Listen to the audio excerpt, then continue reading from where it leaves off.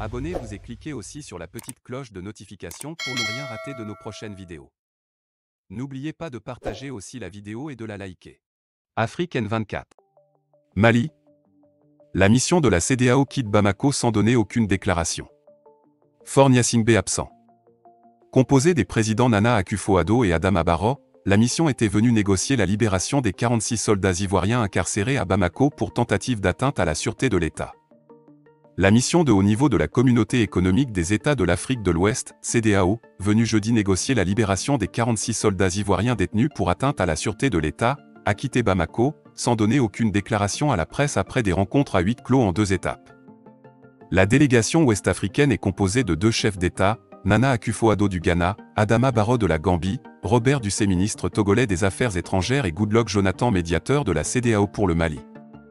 Les chefs d'État se sont d'abord entretenus à huis clos avec le président de la transition, le colonel Assimi Goïta, quelques minutes avant d'élargir la séance de travail à l'ensemble de la délégation pour 2 heures de temps. Rien n'a filtré en termes de conclusion ou prise de décision concernant l'affaire des 46 soldats ivoiriens incarcérés à Bamako depuis juillet dernier. Les présidents se sont encore entretenus une seconde fois, sans la délégation pour une durée d'1 heure de temps. À leur sortie, pas de déclaration ni d'interview accordée à la presse. Toutefois, le président ghanéen Nana Akufo-Addo a indiqué aux hommes de médias, toujours de bonnes relations, c'est tout. Le ministre togolais des Affaires étrangères a pour sa part déclaré que « moi, je ne parle pas ». Nous répétons.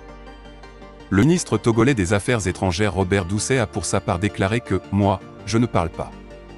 S'agirait-il ici d'une grave dissension au sein de la délégation?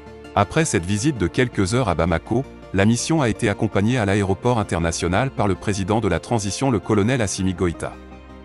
Pour rappel, la CEDEAO avait décidé le 22 septembre à New York en marge de la 77e Assemblée générale des Nations unies de dépêcher 3 chefs d'État à Bamako pour faire pression sur les autorités militaires maliennes afin de libérer les 46 soldats ivoiriens encore détenus au Mali. En outre, la conférence a salué les initiatives diplomatiques entreprises par plusieurs chefs d'État de la CEDEAO, qui ont conduit à la libération, le 3 septembre 2022, de 3 femmes soldates ivoiriennes, avant de noter avec regret le maintien en incarcération des 46 soldats restants, malgré tous les efforts de médiation entrepris par la sous-région. Bamako avait rejeté le recours de la Côte d'Ivoire à la CEDEAO indiquant que c'est une affaire bilatérale entre la Côte d'Ivoire et le Mali. Rappelons que les autorités maliennes avaient arrêté 49 soldats mercenaires ivoiriens le 10 juillet, à l'aéroport de Bamako. Likez la vidéo si ce n'est pas déjà fait. Laissez aussi votre point de vue en commentaire.